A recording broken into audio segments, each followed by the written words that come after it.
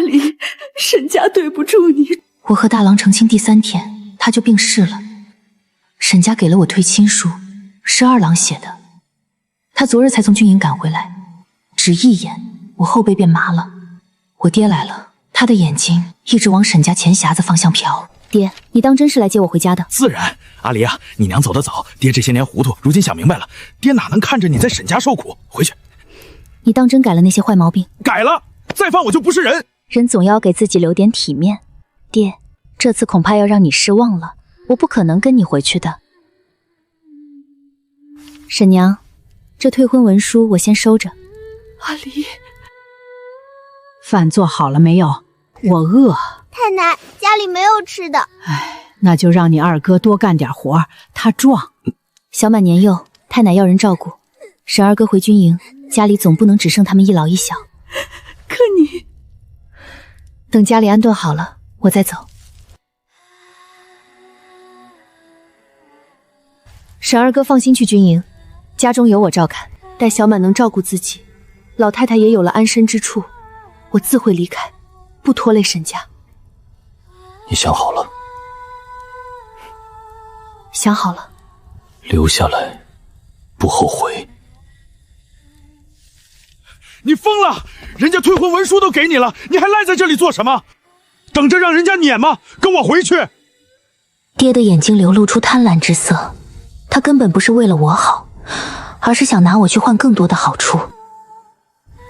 我不回。我是你亲爹，所以我才知道你是什么货色。灵堂前，别搅得我兄长不安宁。我心里震了一下，不是怕江有和，是怕沈直。既如此，留下吧。退婚文书你收着，若哪日想走，先把文书办清，再堂堂正正走。多谢沈二哥。阿离姐姐别走，我会洗碗，我还能给太奶照料起居。我又不是小孩子，用不着你们围着转。我身子骨还硬朗着呢。那你们至少把饭先端来。那时我只觉得沈家这个只剩老小的家，留我下来是我心软，也是我没别的路可走。可我没想到，5年后我真想走时，最先问我愿不愿留下的，竟是当年亲手写下退婚文书的沈二郎。沈大郎下葬后的第3日，沈娘病倒了，丧父丧子接连而来，压得她再也承受不住。我每日熬药煮粥替她擦身，夜里还要哄小满睡觉。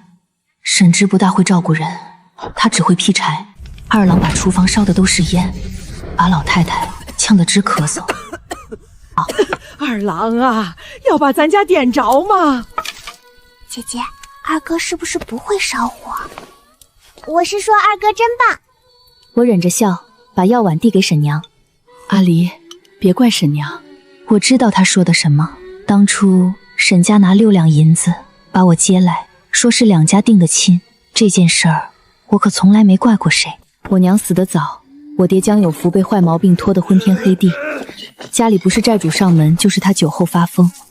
比起江家，沈家反倒像个能喘气的地方，洗衣做饭、喂鸡劈柴，伺候老太太，照顾小满，给沈娘揉腿，替大郎熬药。大郎待我很好，身体弱，却总在我忙完后偷偷把自己的点心留给我。他教我认字，教我写名字，2个字我练了半年，仍写得像2只被采瘸的螃蟹。阿离已经很厉害了。他临终前还让沈直替他写退婚文书，说不能耽误我。我心里难过，却也知道他是真的善，善到自己已在病中，还怕我以后活不好。沈娘撑了1个月，也跟着去了。那日下着雨，沈直跪在坟前，一言不发，雨水顺着他的眉眼往下落。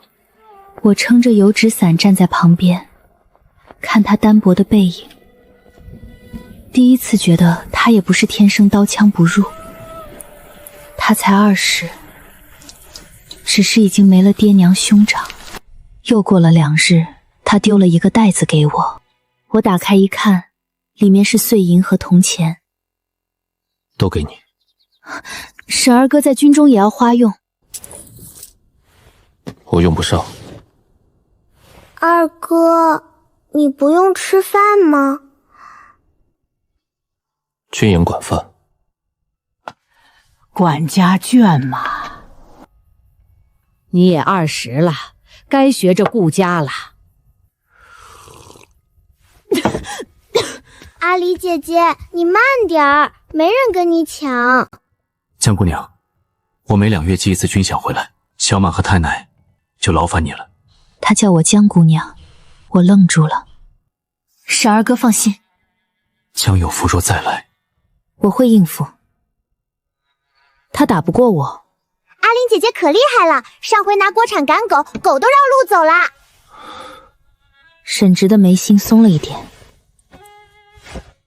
他走那日，天刚亮，我在院门口送他。退婚文书收好。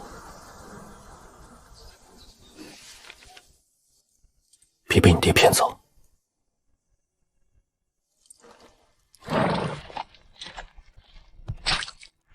沈直走后，江有福就来了。他不是空手来的。小满，想不想吃糖？我阿离姐姐说了，黄鼠狼给鸡拜年，拜的不是年，是拜坟。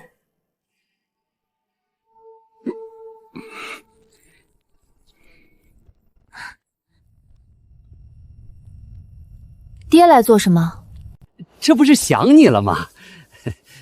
你看你，沈大郎走了，沈娘也没了，还守着这破院子做甚？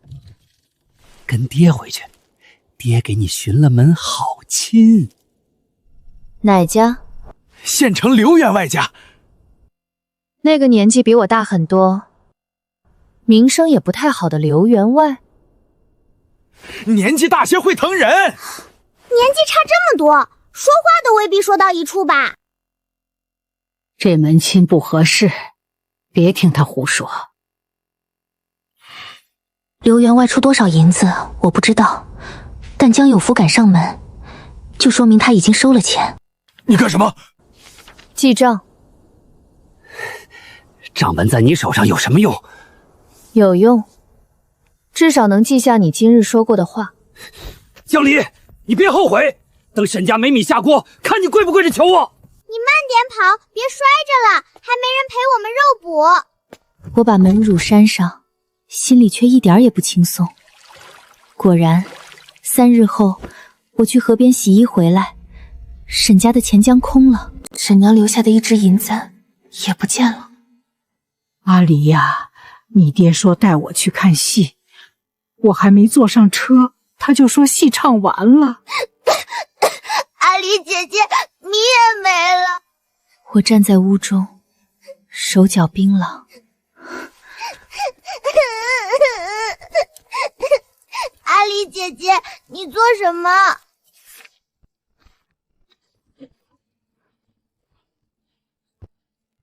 是不是去买大米？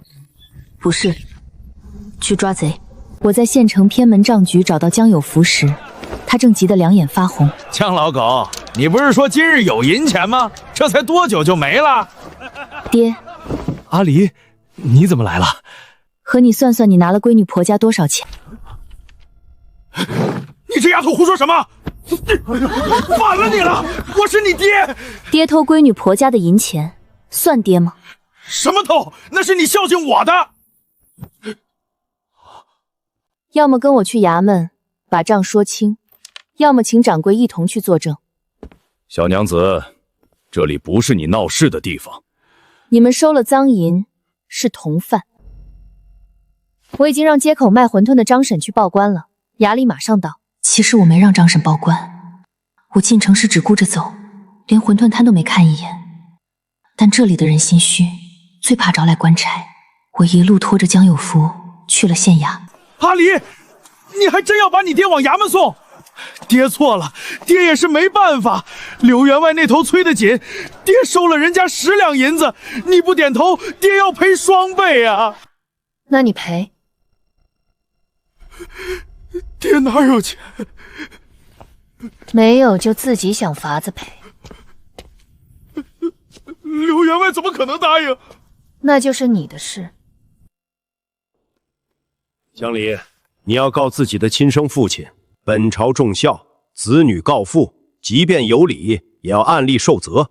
你可知否？大老爷明鉴，小女不孝，竟敢告亲爹，他该罚，他该重罚。我看着他，忽然很想笑。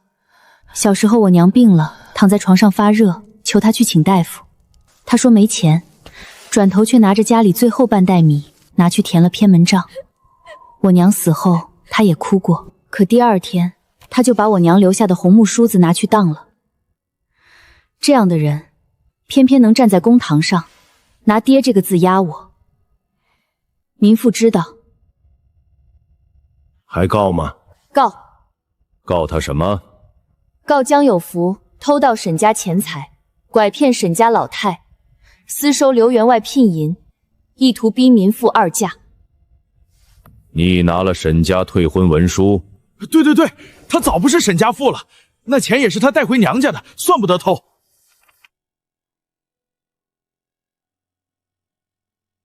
退婚文书未递官衙，未入籍册，民妇如今仍住沈家，照顾沈家幼妹与祖母。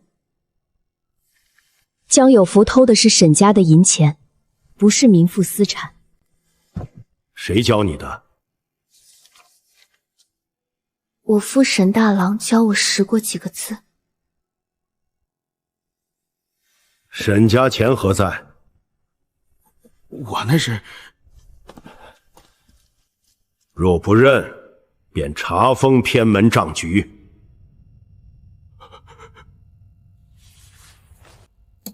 银簪已被偏门账局收去，掌柜当堂还了回来，银子却追不回了。既无银偿还，立债据，3年内归还沈家13两2钱，若逾期不还，支30，收监半年。还要写明，不得再以妇女之名逼我归家嫁人，否则同罪。江离，胆子倒是挺大的。大人明察。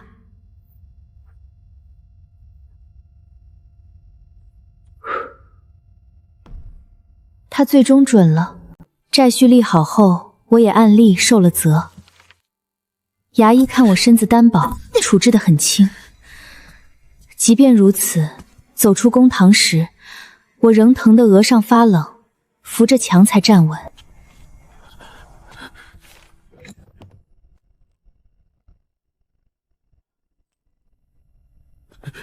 你想干什么？爹，下次再偷，我就不是告官了。那你想怎样？我如今已经没有退路，真把事情闹到众人面前，也不怕。出县衙时，天已经暗了。那个替我亲手的衙役姓赵，叫赵全。回去好生养着，姑娘家别总拿命硬撑。他认得我公爹沈伯安，说年轻日常吃沈家的豆腐脑。多谢赵叔。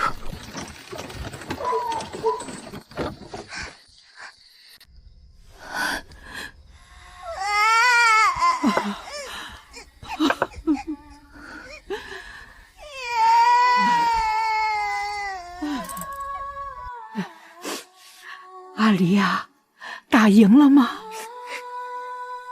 赢了。那为什么你被打成这样？因为赢的是他要还钱。公道贵。那以后咱们别买公道了，买肉吃吧。我想笑，结果牵动伤口，疼得眼泪又冒了出来。那一夜，我躺在床上，听着窗外风声，沈家空荡荡的，米缸见底，钱夹空了，家里只剩一个老太太，一个小姑娘，和一个还没养好伤的我。我忽然想起沈直临走前说的那句：别被你爹骗走。我没被骗走，可我也吃了大苦头。沈二娘若知道，怕是会嫌我没用。我在床上趴了整整27日，这27天，沈小满被迫长大，她学会了淘米，虽然第一次把米和洗米水一起倒进了鸡食盆，他学会了煮粥，有嚼劲儿。虽然第二次把粥煮成了锅巴，太奶，你快点，我还要去翻阿里姐姐晒的萝卜干。你如今嫌弃我啦？没有，我只是更忙。忙什么？忙着有出息。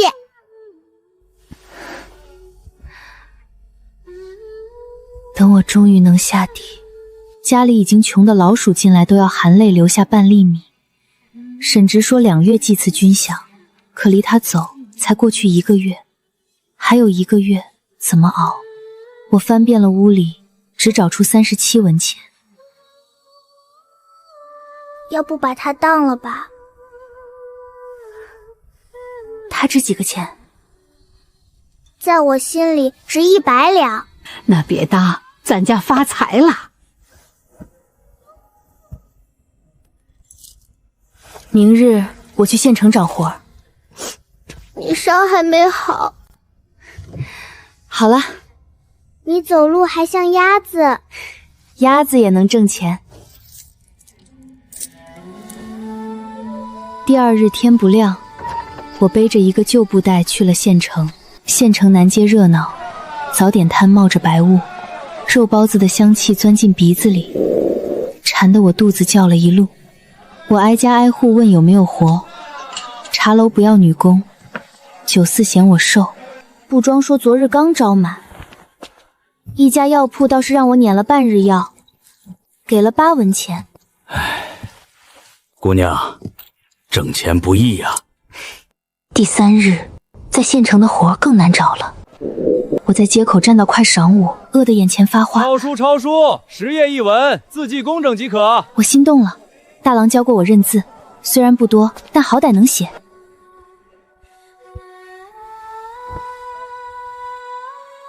我拿起笔，信心满满。可半个时辰后，信心没了。书本上的字认得我，我却不认得他。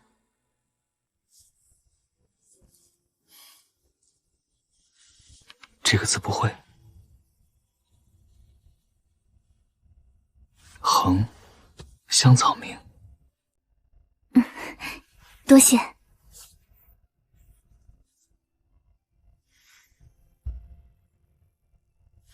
你想说就说。姑娘的字很有生气。意思是写的不好。这一笑倒显得眉眼清润，很是好看。慢些写，掌柜只要数量，不会太苛刻。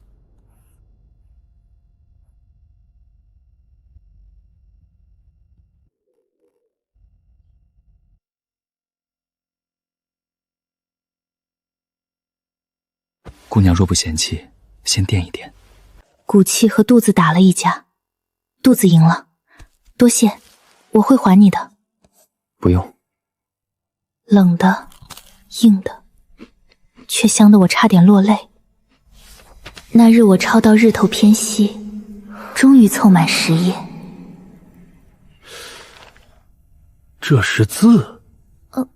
是吧？像是猫抓的。猫抓不出这么多笔画。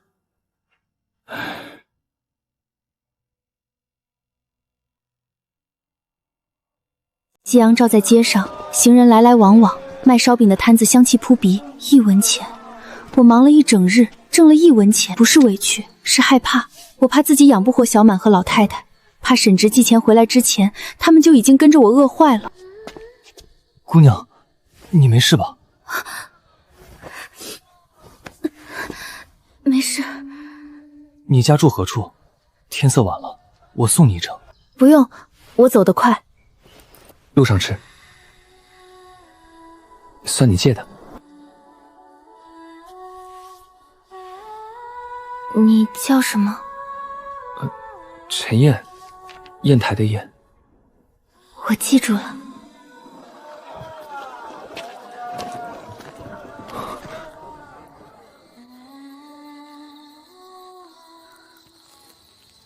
后来我常想，若人生只照那日走下去，陈砚该是极好的人，温和清白，像一盏夜里不太亮却很稳的灯。可惜有些路走着走着会突然刮起风，灯还在，路却未必一直平稳。沈直的军饷是在我快撑不住时寄到的，4两银子。娘子使不得！差把银子交到我手里时，我险些给他跪下。阿离姐姐，能买肉了吗？能买几斤？买2斤。婶儿哥真有出息，是咱阿离有出息，能把他的钱等来。那日，我买了肉，买了米，还买了2个热腾腾的糖包子。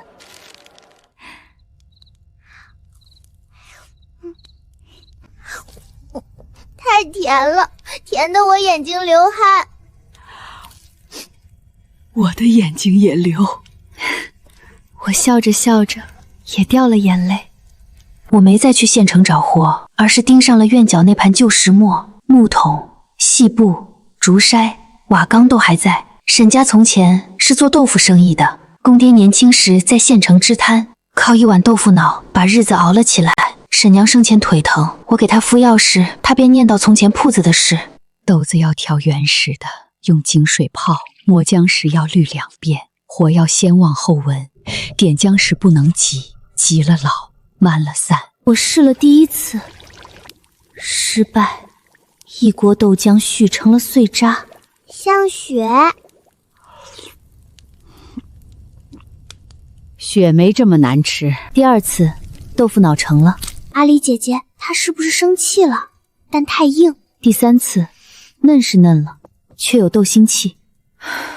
阿离姐姐，你已经很厉害了，至少这次像正经吃食。折腾了7、8日，我终于做出一锅能入口的豆腐脑，白白嫩嫩，颤巍巍地握在碗里，浇上卤汁，撒葱花，点一点香油。阿离姐姐，可以卖。比我做得好。太奶从前也会做？不会，所以你比我好。为了稳妥，我装了2碗，送去县城给赵全叔尝一尝。赵叔尝完，沉吟许久，我心提起来。能吃。能卖吗？饿的时候能卖。我心凉半截。云安县吃过你公爹豆腐脑的人不少，当年沈家铺子为何生意好？1是嫩，2是卤，3是油。什么油？3合油。这我哪知道？你公爹的独门手艺，你沈娘没教过你？沈娘说过许多步骤，却从未提过3合油。你问问沈二娘，她会知道吗？那可是沈家儿子。沈直年少从军，很少在家，更何况这方子拿着退婚文书的阿离问他要，合适吗？你如今养着他妹子太奶，替沈家守着门楣，问一句不过分。回去后，我摊开纸，开始给沈直写信。我字仍丑，丑得很有精神。阿离姐姐，你写的是字还是蚯蚓打架？去温书。我还没上私塾。那预备着。信写得很直白，写完我看了又看，总觉得像讨债，于是又添了一句。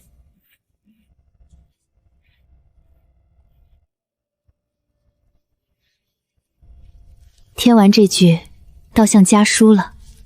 信寄出后，1个月没有回音。我起初每日盼，后来不盼了。他与我本就不熟，我不愿。阿离姐姐，二哥会回的。你这么笃定？我二哥以后要当大将军，大将军说话算话。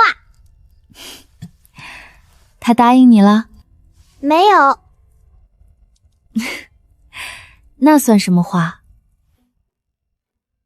我替他说了。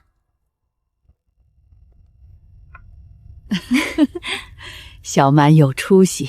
又过了10日，一差来了，除了4两银子，还有一封信。信封上2个字：阿离姐姐。笔锋冷硬，力透纸背。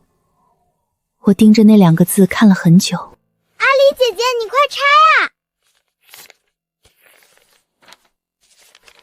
我拆开信，沈直写的不多，却把三合油的法子写得清清楚楚。火候如何？何时入姜？何时滤渣？何时封坛？香麻油、猪板油、鸡油。末了还有一句：卤中可添鸡杂、鲜。再末了只有4个字：家中勿忧。我看着那4个字，鼻尖酸了一下。二哥说什么？他说咱们能发财。真的？我去等。等什么？等发财进门。做出三合油那日，整间厨房都是香的，不是寻常香油的冲香，而是一种绵密厚实的香。热油滤过姜片，封进小坛里，等凉透后再开盖。那香气轻轻一冒，连院外的狗都蹲在门口不敢走。阿离姐姐，这油能拌鞋底吃吗？你可以试试。算了，鞋底配不上它。豆腐脑重新做了一锅，白嫩细滑，勺子一碰便轻轻颤。卤汁里添了鸡杂，鲜味被三合油一压，香得人心里发慌。小满吃第一口时，整个人都不说话了，不好吃。阿离姐姐，我觉得我以前白活了。这才像沈家的味儿。我心头一松。第2日，我推着借来的木车，带着小满去了县城南街。没有铺面，只能先摆摊。旁边卖馄饨的张婶看我年轻，又是被退亲的女子，怕我被人欺负，特意给我让了个靠里的位置。头一日卖，胆子大点，吆喝起来。然后站了半听钟，一个字没吆喝出来。沈家豆腐脑儿不好吃不要钱，吃了还想吃，走过路过不要错过。我阿离姐姐漂亮，豆腐脑更漂亮。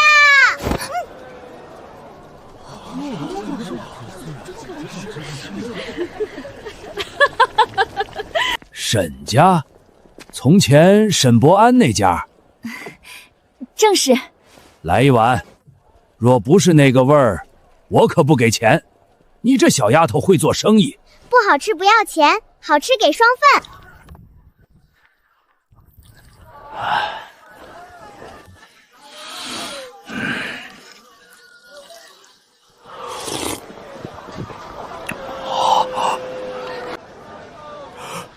就是这个味儿，真是沈家的。沈家铺子不是早关了吗？给我也来一碗。一个上午，我准备的2桶豆腐脑卖得干干净净。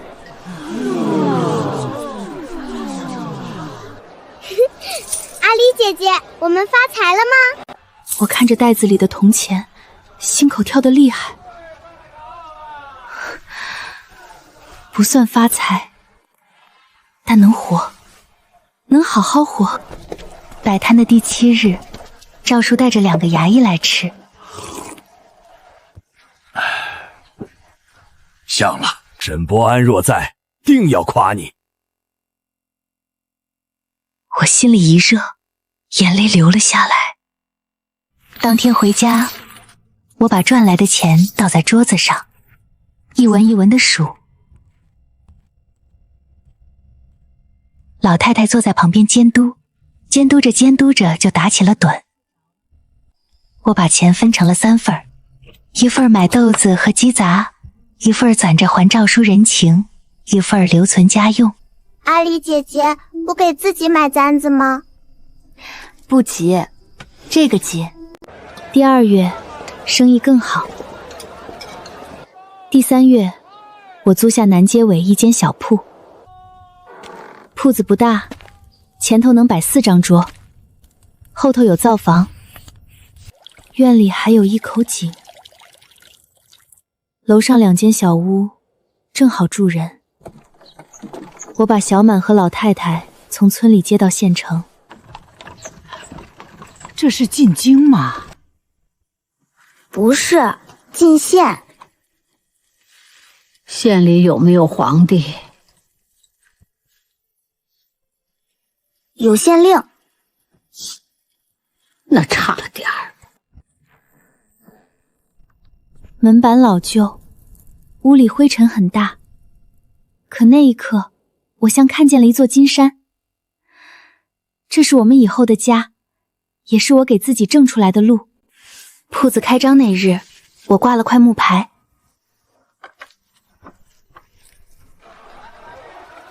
阿离姐姐，为什么不叫江记？我愣了一下。为什么？因为方子是沈家的，因为铺子的老名声是沈家的，也因为我如今还住在沈家，照顾沈家的人。叫沈记，客人认可。那你以后走了呢？谁走？阿离姐姐有退婚文书，以后可以嫁人。不嫁，嫁人有什么好？要带孩子，要管男人吃饭，睡觉还打呼，夜里翻身像烙饼。太奶，你怎么知道？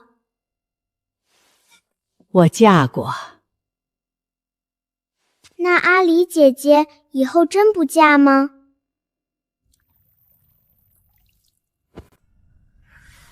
以后的事以后再说。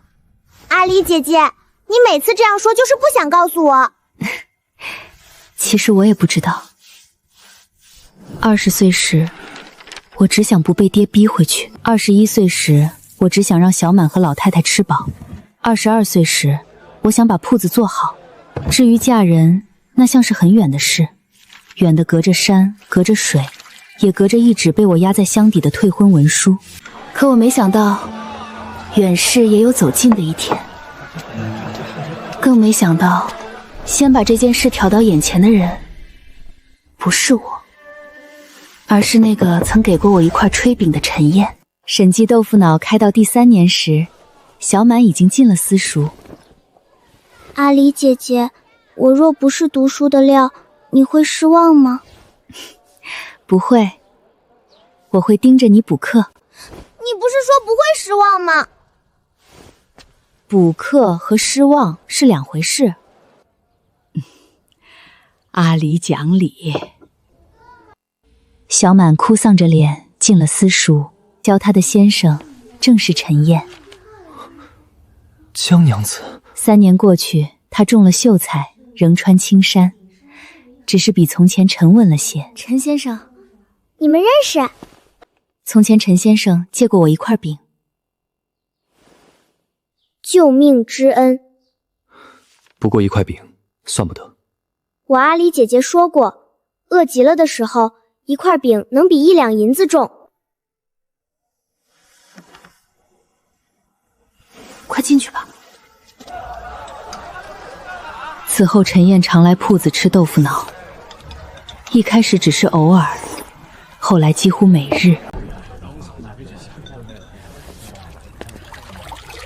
阿离姐姐，陈先生是不是很穷？读书人大多手头紧。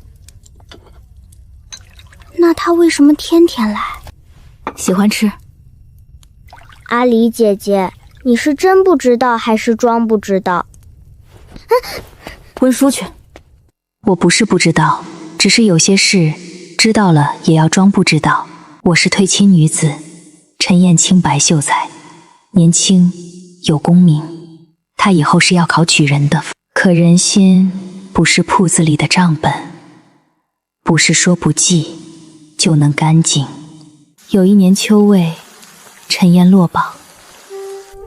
她回来那日下着雨，浑身湿透，坐在铺子角落，一言不发。先吃点儿。我又没中。那就再考。说的容易，是不容易，可你还年轻，人活着只要不是死局，都能再走一步。我想起从前那个蹲在巷口哭的自己，那时候我也觉得完了。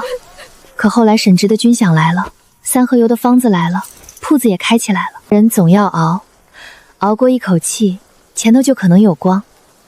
陈先生，你学问好，只是这回运气不顺，3年后再去，兴许就中了。你真这样觉得？若我中了呢？那便恭喜陈举人。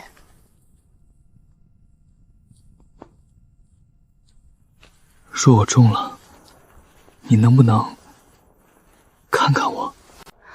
我现在不就在看你吗？不是这样看。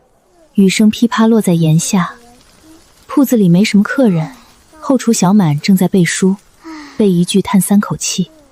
我却忽然觉得周遭安静下来。陈燕攥着碗沿，像下了很大决心。江离，我想照顾你，也想正式向你提亲。我心口一跳，陈先生，这话不可乱说。我没有乱说，我知道你有退婚文书，也知道你这些年为何留在沈家。你与沈大郎的婚书并未真正落定，你只是心善，替沈家撑着。外头不是这样看的。我不在意。你不在意，你的前程也不在意。他沉默了一瞬，我见他沉默，反倒松了口气。人只要还会权衡，就不会做糊涂事。我会考中举人，等我有了功名，旁人便不敢轻慢你。我看着他，心里忽然软了一点。陈燕不是坏人，甚至是很好的人。他记得我困窘时的一块饼，我也记得。他知道我不容易，从不拿退亲女子几个字压我。他喜欢我，不轻浮，也不逼迫。等你中了再说吧。你同意了？你愿意等？陈先生，豆腐脑凉了。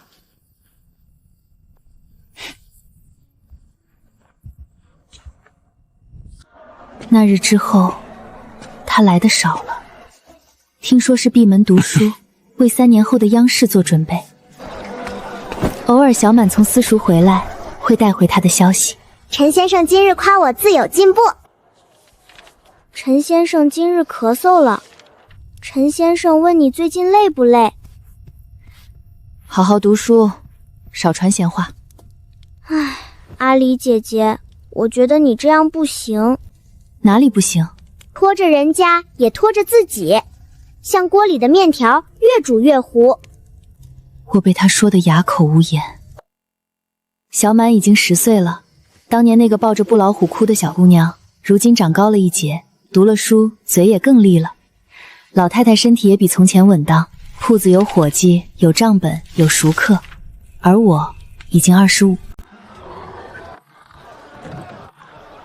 有时候夜里关了铺子，我独自上楼。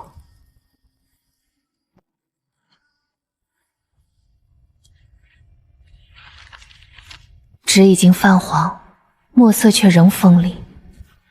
沈直写下它时，怕是没想过有一日我会真的用到。我也没想过。直到第5年冬，边关大捷的消息传回云安县，沈直成了将军，皇上准他回乡探亲。我听到消息时，正在揉面。阿离姐姐，我二哥要回来了，他真成大将军了。我手上的面粉扑了一身，心也跟着乱了一下。那一瞬间，我第一个想到的不是沈直衣锦还乡，而是箱底那封退婚文书。我想，等他回来，正好与他说清楚。听说了吗？沈将军要回来了。我想重新开始了。沈直回来的那日，云安县半条街都堵了，不是官府安排，是百姓自己围过去看的。边关大捷，敌军退回白狼山外，朝廷论功行赏。听说沈直护住了粮道，又带兵解了围城之困，立下大功。他被封为昭武将军。昭武将军有多大，我不太懂，但我知道，能让县令亲自出城迎的人，必定很大。小满一早就坐不住。阿丽姐姐，我能不能去城门口看？不能。为什么？铺子忙。今日谁还吃豆腐脑啊？都看将军去了。江娘子，2碗豆腐脑，再来1碗鸡杂汤。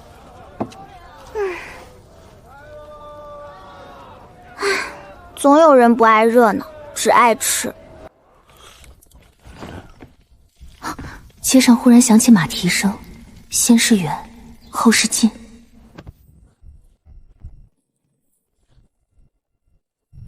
我端着2碗豆腐脑，刚走到门口，就看见街那头让开了一条路，一下一下，踏得人心口发紧。为首那人身着玄甲，腰悬长刀，肩背挺直，日光落在甲片上，冷光刺目。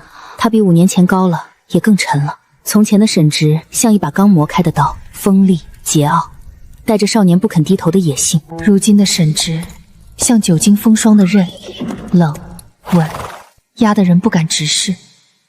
他勒马停在铺前，我手里的豆腐脑差点洒出来。二哥，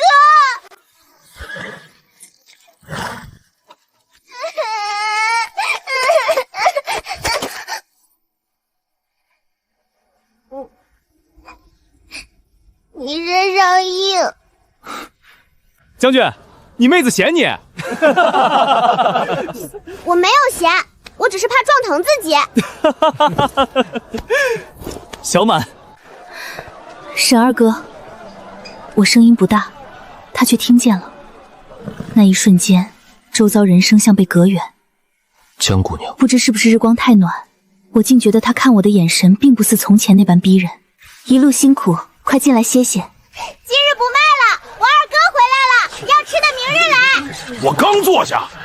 你坐着也没用，全归我二哥了。早听将军说江娘子做的豆腐脑是天下第一，今日厚脸皮来讨1碗。还有鸡杂汤，将军在军营念叨3年了。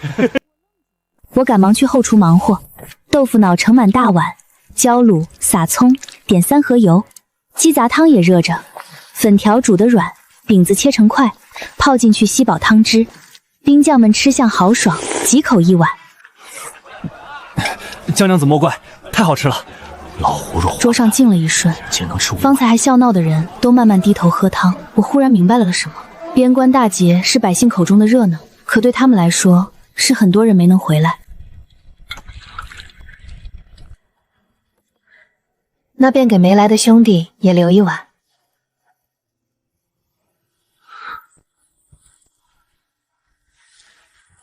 多谢江娘子。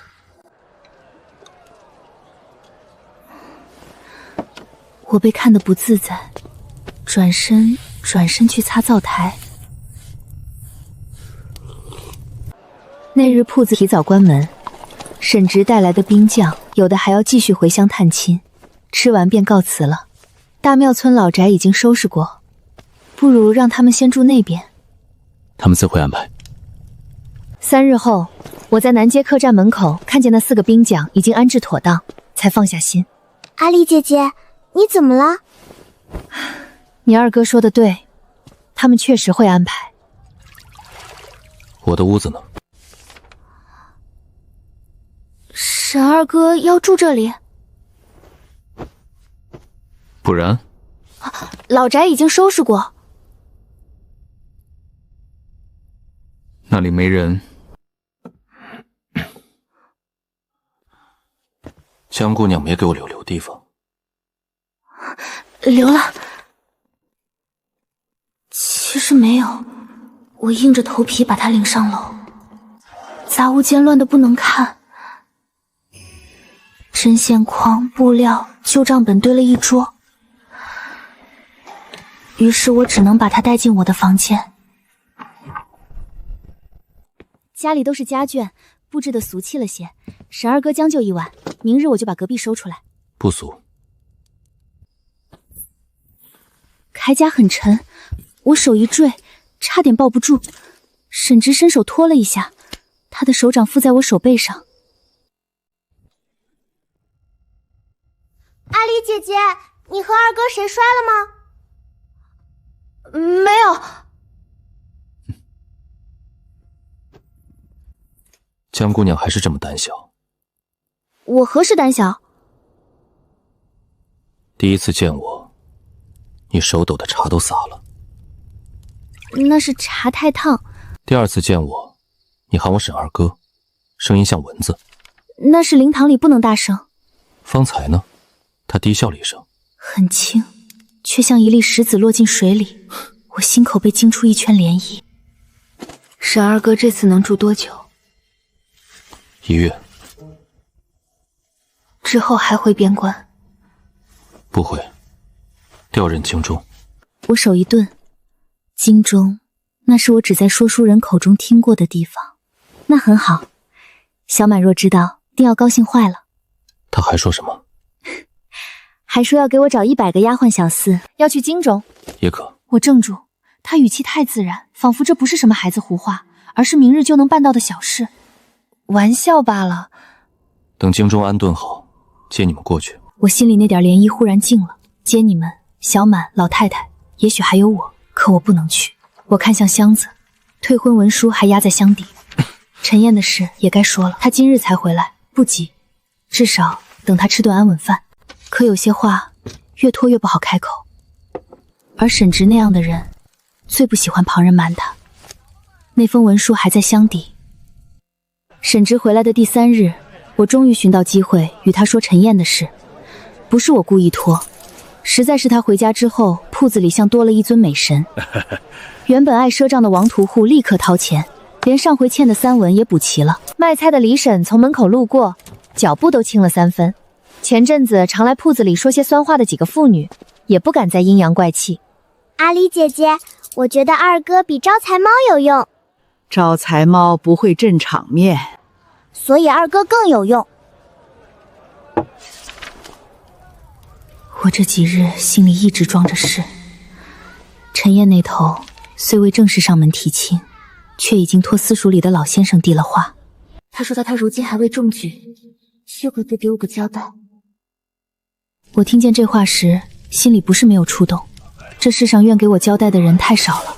江有福给我的是烂账，沈大佬给我的是退婚文书，沈直给我的是军饷，是方子，是一声江姑娘。江姑娘。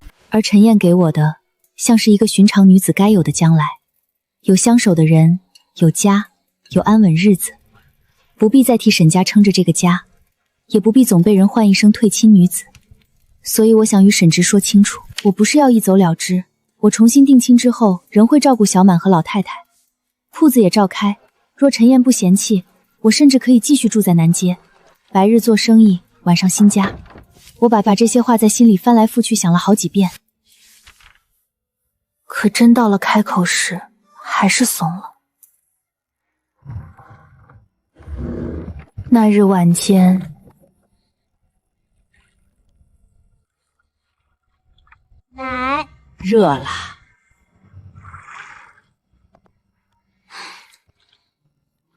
凉了。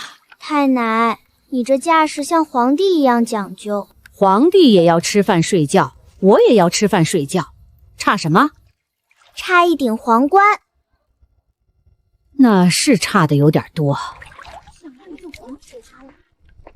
他刚沐浴过，换了一件深青色长服，没有假衣，也没有佩刀，可他站在门口，仍像把整个厨房的光都压暗了。我端着木盆，心一慌，水洒了半盆。江姑娘怕我？没有。你见我已经洒了3次水，2次汤，1次面粉。沈二哥记性真好。军中活下来的人，记性都不差。他语气很淡，我却听得心里一沉。他才从战场回来，身上或许还有没愈合的伤，我却要同他说，我想重新开始了。可再不说，便更不合时宜。沈二哥，我有事想与你商议。说。陈先生你应当见过，就是小满私塾里的先生。他人很好，读书也上进。从前我困难时，他帮过我。后来这些年，他也一直待我不错。我想着，我如今也25了。小满进了私塾，太奶身子也稳当，铺子有了伙计，家里不似从前那般离不了人。也该办青青退婚文书了。沈二哥如今成了将军，又要去京中任职，往后小满和太奶跟着你，总会比跟着我好。退婚文书一直在我这里，若沈二哥觉得合适，等你这次走前，咱们去官衙把文书过了。沈直仍旧不说话，我鼓起勇气抬头。沈二哥放心，即便我重新定亲，也不会不管小满和太奶。陈先生说了，文书办清之后，我仍可照看铺子，也可时常回来看他们。若你们去了京中，我也会备好盘缠衣物。因为沈直笑了，不是高兴的笑，是很轻很冷的一声。陈先生说了什么？厨房本就不大，他一靠近，我几乎退无可退。你要不要定亲，沈家的人如何安置，铺子如何处置，都是他说了。连你往后能不能回来照看小满和太娘，也是他说了。我不是这个意思。那你是什么意思？我有些慌，也有些委屈。沈二哥，当年退婚文书是你写的，你也说过，若哪日我想走，先把文书办清，再堂堂正正走。如今我不是要偷偷走，我是与你商议。所以你已经想好了，你喜欢他。陈先生是好人。我问你喜不喜欢？我的心忽然乱了。喜欢吗？我想应该是喜欢的。陈燕温和、清白、懂礼，待我好。可喜欢二字在舌尖滚了一圈，我竟怎么也说不出口。答不上来。感情之事哪有这么容易说清？说不清便定下，那也比一辈子守着退婚誓书不往前走强。这话出口，我便后悔了。手指唇线收紧，却想补一句：阿离姐姐，太奶说她脚洗完了，但她不肯把脚从盆里拿出来。我去看看。此事明日再说。沈老太，退婚文书在你手里，不代表这件事能仓促定下。为何不能？因为那退婚文书是我写的，我会陪你把手续办清，也会把欠你的解释说清楚。那一夜我没睡好，我躺在床上翻来覆去，隔壁房间是沈直，2间屋子只隔1堵木板墙，我总觉得不自在。忽然传来一声极轻的咳，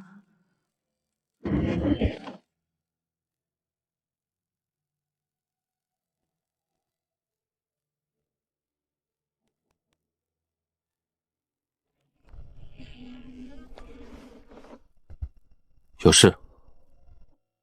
我听见你咳，以为你旧伤犯了，药给你放门口，你自己用。不碍事。不碍事也该上药。明日若还不舒服，我去请郎中。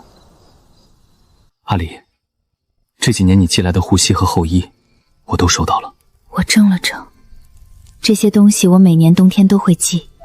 边地骨寒，我只是想着他毕竟是小满的兄长，能照应便照应些。边关冷，备着总没坏处。你给陈燕也做过这些吗？没有。那便好。沈二哥，你问这些做什么？听说你想嫁他。我只是与你商议，并不是要偷偷离开。你已经想好了？还没有完全想好。可陈先生待人温和，也愿意接纳我的过去。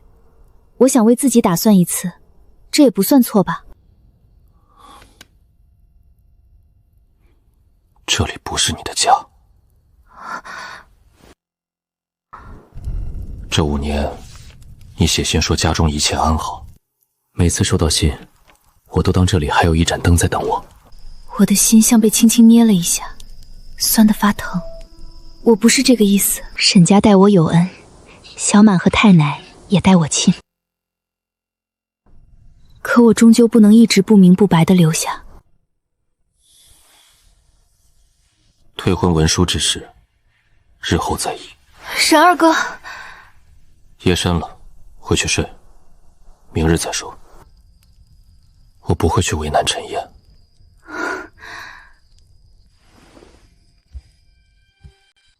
但我也不会装作不在意。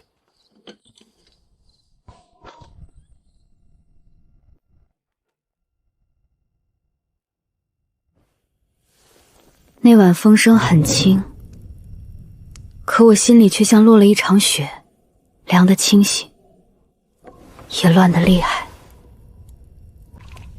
第2日一早，陈燕来了。她来得很不巧。小满站在柜台后，兴奋得像要看一场大戏。今日是不是有贵客啊？只是陈先生来了。那你们怎么都不说话？沈将军，陈先生，明明只是寻常称呼，我却听得后背发紧。江离，我有事想与你说。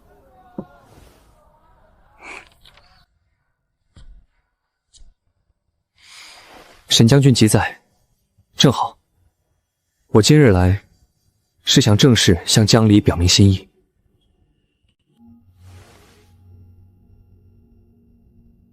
铺子里安静了，外头卖菜的吆喝声远远传来，像隔了一层水。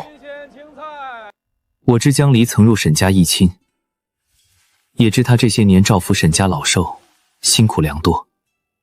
可他与沈大郎并未真正成婚，手中也有退婚文书。于情于理，他都可以重新选择自己的日子。我听得心惊。陈燕平日温和，今日却不知哪里来的胆子，竟敢当着沈直的面说这些。你想娶她？是。我出身贫寒，如今也不过一介秀才，自知能力有限，但我会敬她，护她，也会尊重她开铺做生意。待来年相识后，不论重与不重，我都愿给她一个安稳交代。书生说话倒好听。你想清楚了？想清楚了。江离身后有小满，有太奶，有沈记铺子，也有外头许多闲言，你能全都接住？他显然想过我会被议论，却未必想过的这样细。若将来你外出任职，他是随你走，还是留下照顾小满和太奶？我原以为他会冷脸，会用将军身份压人。若他继续开铺，你能否真的不介怀？若旁人拿沈家的旧事议论他，你能否护他而不是让他退让？可他问的偏偏都是我和陈燕之间绕不开的问题。江离，你愿意吗？我心里乱作一团。每次收到信，我都当这里还有一盏灯在等我。可昨夜这句话像一根细刺扎进心里，拔不出来。陈先生，我还没想好。没关系，我等你想好。这是你上回说小满爱吃的枣泥酥。孩子爱吃，点心无辜。陈燕走后，铺子里仍旧安静。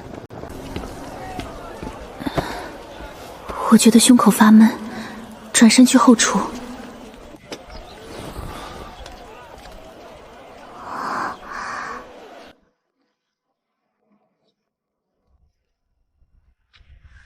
沈二哥还有何事？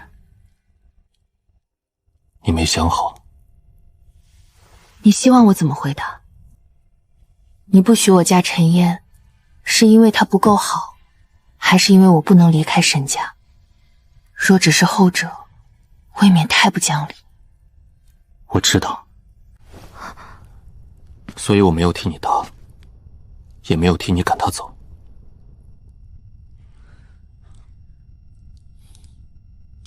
但我想问一句，问什么？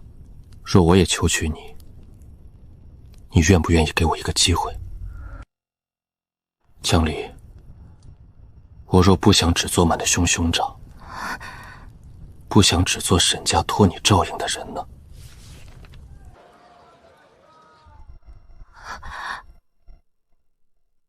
我被沈直一句话吓得险些把卤汤掀了。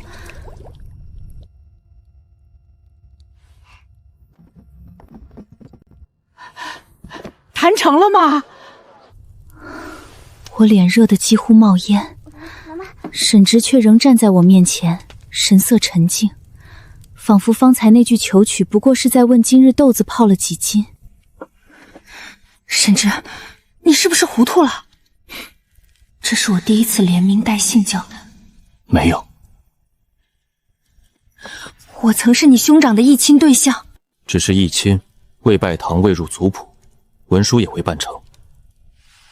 这些年你留在沈家，是照顾小满和太奶，不是被谁困住。你强词夺理。他承认的太快，我反倒不知怎么骂。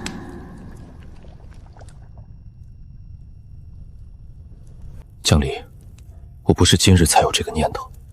第一年收到你的信，你说家中艰难，但一上可上，让我无忧。他每说一句，我心里便像被轻轻敲一下。第二年，你寄后衣和护膝，说边地苦寒，要我保重。那些信我写得很寻常，我从未想过，他竟都记得。第三年，你说小满逃学，等我回来管教。第四年，你说铺子回本，太祖胃口很好，问我军中可有缺用。我在边关，没有家书之前，哪里都一样。后来每次一差来，我便知道我还有地方可回，我还有家。我的喉咙忽然发紧，那是因为小满和太奶。起初是。我心跳停了一拍。后来不是。你别胡闹，小满还在，太奶也在，若传出去，我会按规矩来，不会让你不明不白，也不会逼你答应。这次他没有靠近，也没有压迫，只是站在我面前，等一个答案。陈燕的温柔是一条平稳的路，沈直的喜欢却像夜里忽然燃起的火，暖是真的，叫人心慌也是真的。我不知道，我是真的不知道。那便慢慢想。但至少别急着答应旁人。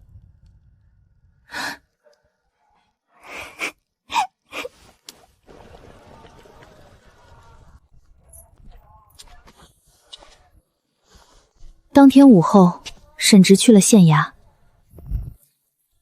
我以为他要去找陈燕。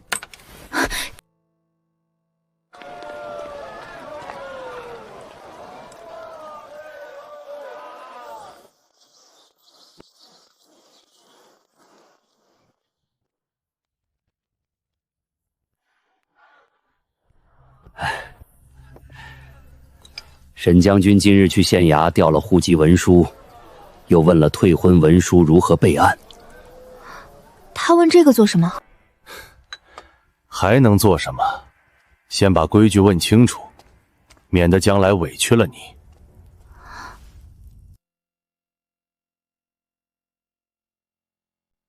阿离啊，书多句嘴，陈秀才是好，沈将军也不差，只是这过日子不只看谁好，还得看你心里见着谁更挂念。我一整夜都在想这句话。见陈燕，我心是稳的；见沈直，我心总是乱。二哥，不吓人的第一步是先把脸洗干净。陈燕再来铺子是3日后，她脸色不太好，眼下有淡淡青影，像是几夜没睡。我正给客人盛豆腐脑，看见她站在门口，一时不知该说什么。阿离姐姐，你去吧，我如今也是能独当一面的人。独当一面，面糊脸上。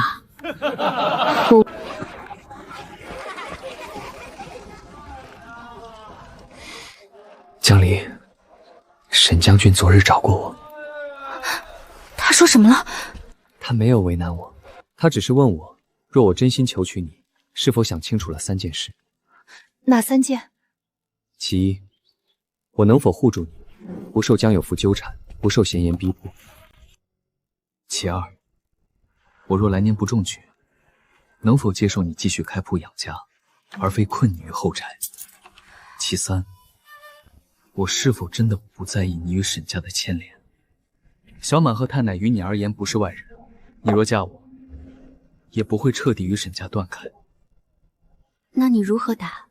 我原以为我都能做到，可沈将军问我，若将来我外出任职，你是随我走，还是留下照顾小满和太奶？若你随我走，沈家老幼如何？若你留下，我又该如何？江离，我不怕你开铺，也不嫌你照顾沈家人，我只是忽然明白，我想娶你，是想与你过寻常夫妻的日子。陈先生，你听我说完，我敬你，也心悦你，可我问自己，若成亲后，你心里仍记挂沈家，记挂沈直，我能否不介怀？我没……或许你自己还没想清。那日我表明心意，你没有答应，不是因为顾及流言，也不是因为怕我前程受损，你只是下意识看了沈将军一眼。我不想做那个等你回头，却永远等不到的人。这是上回小满说喜欢的糖。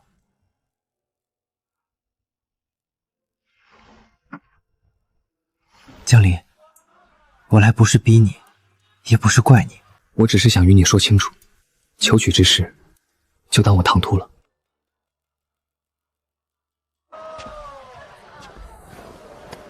愿江娘子往后平安顺累。愿陈先生金榜题名。陈燕走时，背影仍旧清瘦。我看着他走远，心里难受，却又隐隐松了口气。舍不得。沈直，你是不是早知道他会退？我只是问了他该想的问题。你凭什么替我试他？凭什么把那些问题摆到他面前？我自己不会想吗？你会想，但你会心软。他说对了，我会因为陈妍好，因为他不容易，因为他曾给过我一块饼，便不忍拒绝。那也是我的事。对不起。这是他第一次同我道歉，他说的有些生硬，像不熟。我心里的火一下没了着落。我不想你以后后悔。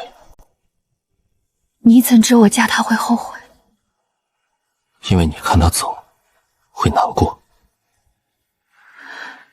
但不会像听见我旧伤复发时那样慌。我的心猛地一颤，我想反驳，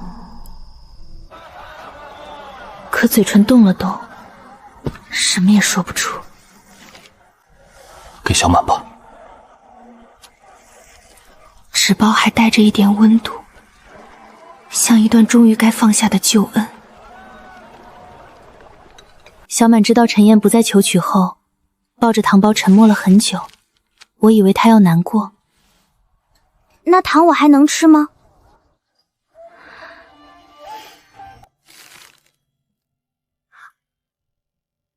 那我没事了。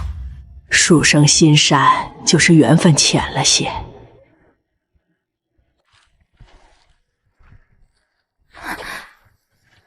我可以等。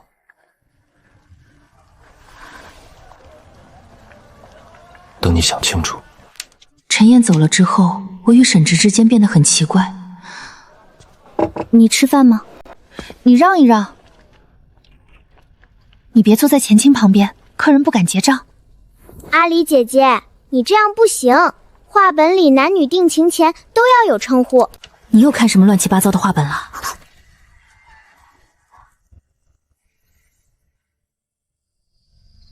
当天晚上，小满枕头底下的画本全被没收了。二哥，你自己不懂，还不让我学。你才10岁。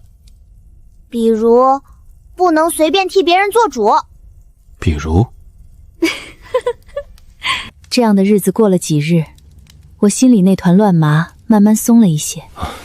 沈直没有再逼我，他偶尔去县衙见人，回来时会带些新鲜吃食，有时是糖炒栗子，有时是云片糕。有一日，他带回一只银簪，簪子样式简单，尾端刻了一朵小梨花。路过，看见了。路过银楼，还路过的更好，刻了阿离姐姐喜欢的花。我握着银簪，心里微热，却没有立刻收，太贵重了。收不收都在你。对将军来说不贵，对阿露姐姐来说就是心意。我看着那只簪子，许久没动，最后还是收进了抽屉，不是戴，只是先收着。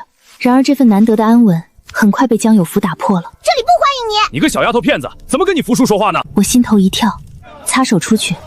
5年不见，他比从前更瘦，脸颊凹陷，胡子拉碴，一双眼却仍旧浑浊发亮。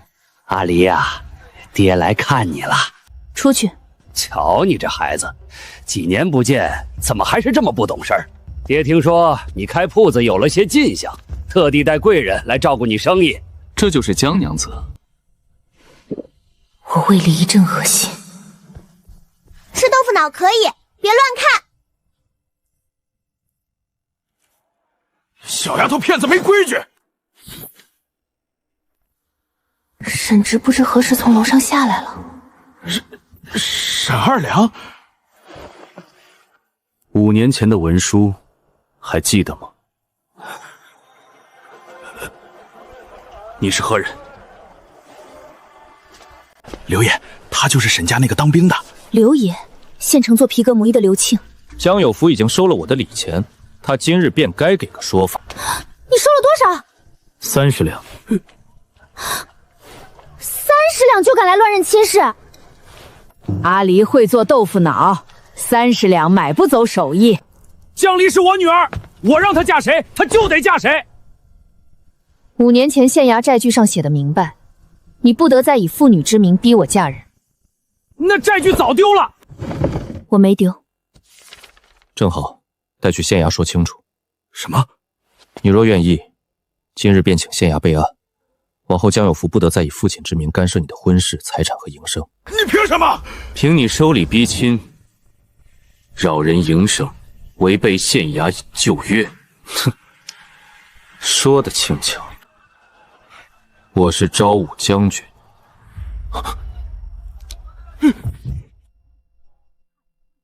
你方才说要他给你什么说法？误会，都是误会。既是误会，便去县衙把礼钱来处、旧约文书一并说清。刘爷别急，县衙就在前头，走一趟，省得日后再误会。 站住！13两2钱，你还了吗？我是你爹，还了吗？送县衙。阿离，爹错了，爹真的错了。江有福，从你第一次拿我换好处起，我就已经没有爹了。我二哥就是好使，比门神还好使。 江有福被责令还债，若还不出，便服役抵偿。刘庆也因扰民和私下收礼，被县令留下查问。多谢。你不必谢我。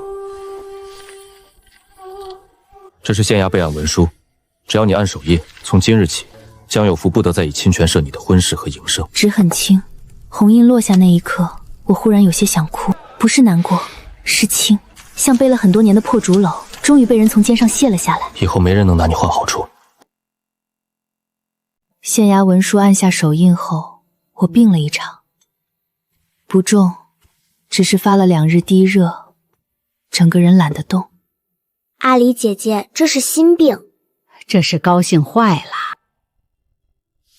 这些年思虑太重，气血有亏，又骤然松下一口气，才会身子发软。二哥，听见没有？阿离姐姐是累的。第2日，他便不让我下厨。小满，阿离姐姐放心，二哥在做饭。他做什么？我更不放心了。粥，郭海在不在？目前在。你别动，二哥说了，你要是下床，他就把我的功课加1倍。他威胁你？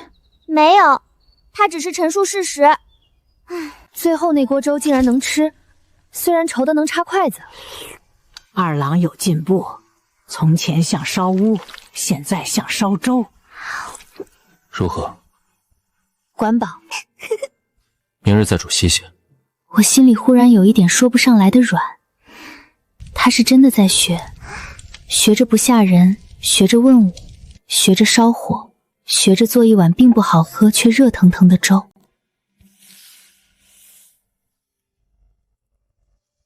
我带你回老宅一趟。回去做什么？祭拜我兄长。次日一早，小满和老太太也要跟着。哎呦，这车不如二郎的马。太奶，二哥的马不拉你。他凭什么不拉？我比二郎轻，但我没有二郎威风，马识货。太奶，你如今很会见风使舵。活到70，总要会点本事。坟在九平山脚，沈家几座坟挨着，公爹、沈娘、沈大郎。冬日山风冷，荒草被吹得伏下又起。沈直站在沈大郎坟前，沉默很久。哥，我带阿离来看你。当年你让我写退婚文书，我写了。你说不能误他一辈子，我也记着。这些年他照顾小满，照顾太奶，把铺子也撑起来，沈家欠他很多。今日带他来，是想把话说清楚。往后他若愿意继续与我们同行，我会按理求娶；他若不愿，我也会堂堂正正护他离开。你也同他说吧，想说什么便说什么。我看着沈大郎的墓碑，忽然想醒起他病中苍白的脸，想起他也信他挑灯教我写字。阿离已经很厉害了。想起他把点心偷偷塞给我时温和的笑。大郎哥，这些年我把小满照顾大了，太奶也还好，铺子重新开起来了，沈家的豆腐脑没有断。你当年说不能误我一辈子，我记着。沈家给过我饭吃，给过我容身处，也给过我识字的机会。我不是被困住的，我是自己愿意撑一撑。如今这一程好像走完了，我不知道往后该怎么走。沈直说想求娶我，我心里乱，也怕别人说闲话。大郎哥，我若真的往前走了，只愿你知道，我没有忘记你当年的善意。你不是束住我的旧事，你是盼我好好活着的故人。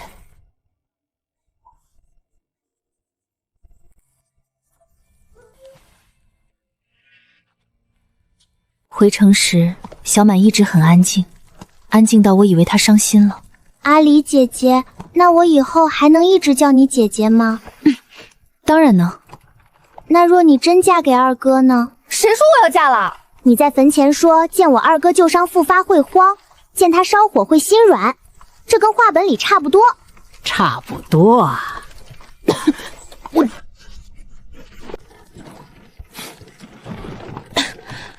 你笑什么？没笑。二哥，你嘴角都飞起来了。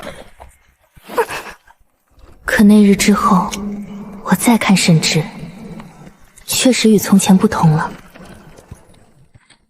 沈直探亲的日子过得比我想的要快，转眼只剩10日。京中来信催他启程，送信的人姓顾，名承安，是沈直从前军中的同袍。必先吃饭，必先吃饭。苦其心志，劳其筋骨，饿其体肤。怎么还不给吃饭？将军，你家里可比军营有趣。这位便是江娘子吧？久仰。顾大人客气。别，我就是个跑腿的。将军在军中没少提你。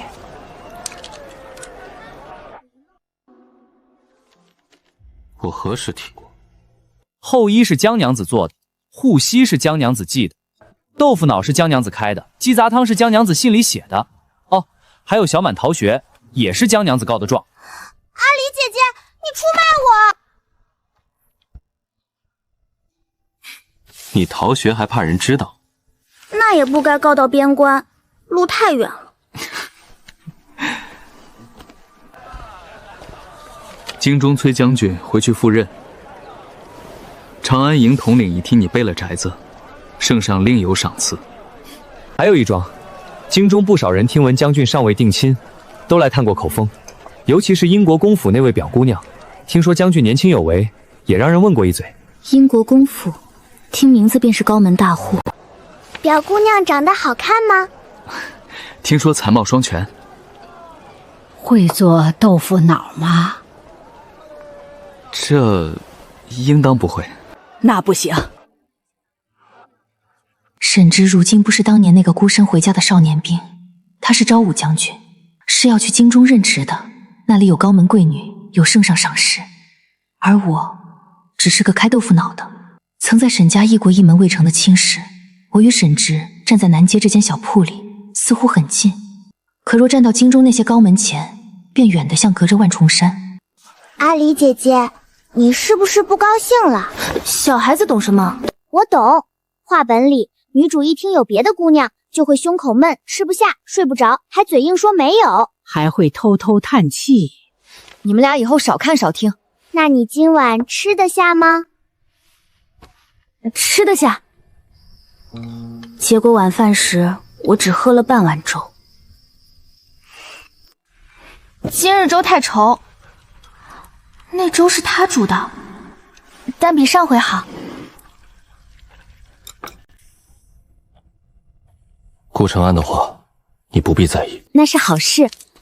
你如今身份不同，若能与高门结亲，也能帮你在京中站稳。你想我应？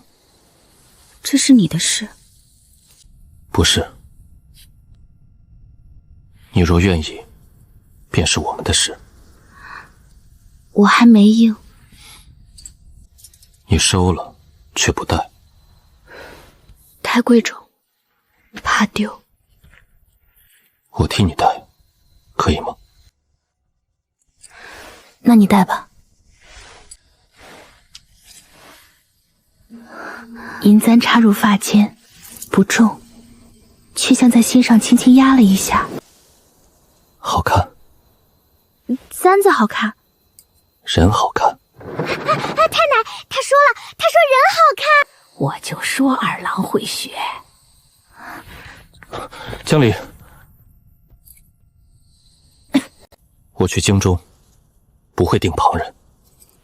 话别说太早。我说到做到。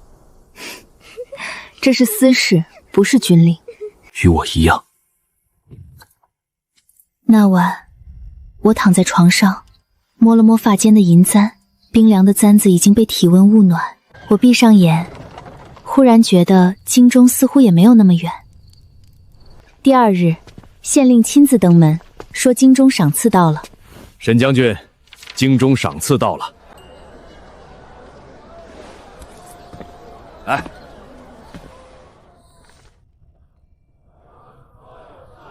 随赏赐一同来的，还有一道口谕，圣上要召沈直携亲眷入京受赏。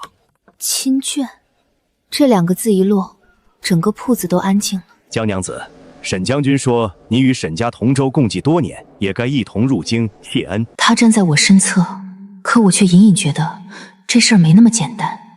京中那扇门似乎已经朝我打开了。县令走后，我盯着那一箱赏赐看了许久，绸缎、银锭、药材，还有一家宫里赏的点心。饭后，圣上赏的点心凉了就是不敬。对，皇帝知道会伤心。我原本紧绷的心被他们一老一小扯松了些，可亲眷2个字仍压在心口。皇帝不会知道。那他当皇帝也不容易，这么大的事儿都不知道。唉。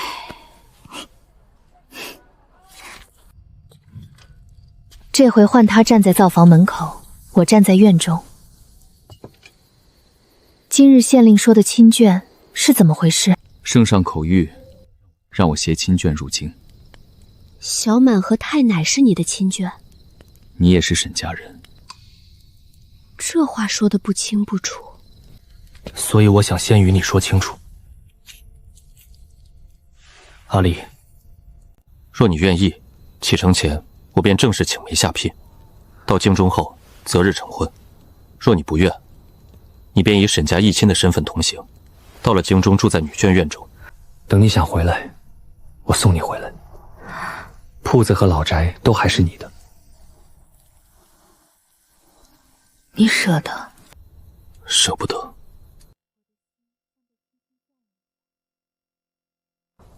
但我说过，学着先问你。从前我怕他，是因为他太像一把刀。如今我仍怕他，却不是怕他伤我，是怕自己一步踏过去，便再也收不回脚。京中会不会有人笑你？笑什么？笑你带一个开豆腐脑铺子的女子入京。你看，你又吓人。江离，我不怕别人笑，我只怕你不来。这一句比任何强硬的话都叫我心软，让我想一晚。好。那一晚，我把审计铺子的账本翻了一遍，3年里每一笔进出，我都记得清清楚楚。第1日摆摊赚了23文钱，租铺子交的3两押银，小满入私塾的数寸，老太太买药的钱，还有沈直寄回来的军饷。这些不是我一个人的辛苦，是我们一点点撑起来的家。我又打开箱子，取出那张退婚文书，纸已经泛黄，墨色仍旧锋利。如今再看，却忽然明白，它也可以是一道门。门外不是逃离，是选择。二哥，你以后若去了京中，千万别自己下厨，会丢将军府的脸。你读书读不好，也会丢我的脸。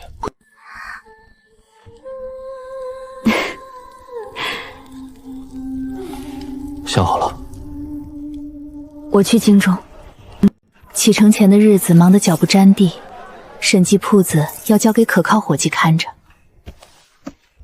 账本要理清，老宅要托人照看，小满的书册、老太太的药、我的衣裳、沈直的公文，全都堆在一处。小满收拾东西，收出了3本被没收的画本。这是证物，我准备带去京中反省。反省要认真，路上可以慢慢看。二哥，你没有人情味。到了京中，给你买正经书。那还不如不给。老太太收拾包袱最简单，一个旧枕头，一个木梳，一包糖。太奶，就这些？人老了，要轻装上阵。糖不重吗？这是精神。傍晚时，铺子终于安静下来，伙计回家了，小满陪老太太睡下了。我一个人坐在后厨灶前，看着灶堂里将熄未熄的火。还不睡？睡不着，我有些怕。怕京中？怕什么？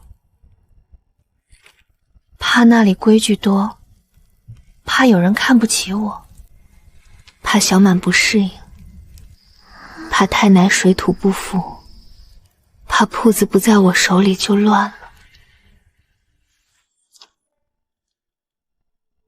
也怕什么？怕我走得太远，回不来了。京中若不好，我们便回来。你是将军，哪能说回来就回来？我会想办法。你说的轻巧。江离，京中也好，云安也好，地方不是最要紧的。你若在那里不开心，我便不把那里当家。我心口忽然酸得厉害。从前我以为家是屋子，是铺子，是一点点攒起来的银子，后来才知道，家是有人愿意听，愿意等，愿意为你把路铺得长一点。到了京中，若有人欺负我，我会自己还回去。没有该这样做。若我应付不过呢？我来。若你让我受委屈呢？你告诉我，我改。若你还气，我便等你气消。你真能改。正在学。果然还是那个神智。我看着灶火，忽然想起最初见他的时候，他站在灵堂门口，像一把未入鞘的刀。我怕他，怕他冷，怕他硬，怕他看我一眼，我便无处躲。可如今这把刀收起了锋芒，坐在灶台边，认真听我说害怕。江离，我还能不能再问一次？我心里知道他要问什么，脸还是热了。我求娶你，你愿不愿意？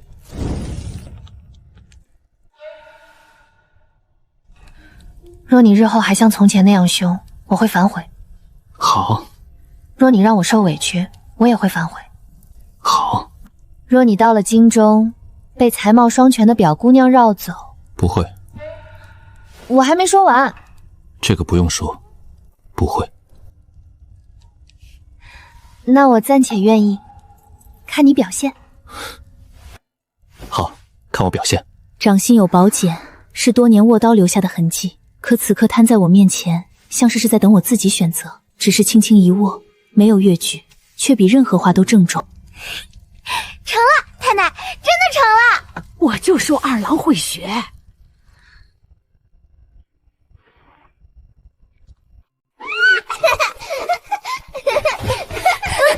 好，快点儿，别被阿离抓住。那我以后还能叫你阿离姐姐吗？当然能。阿离姐姐，好，好，都有出息。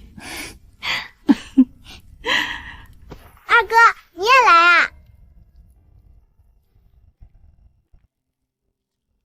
铺子里的灯还亮着，沈姬的木牌在夜风里轻轻晃。我被他们围在中间，忽然觉得原来我很早以前就已经有了家，只是绕了很远的路才敢承认。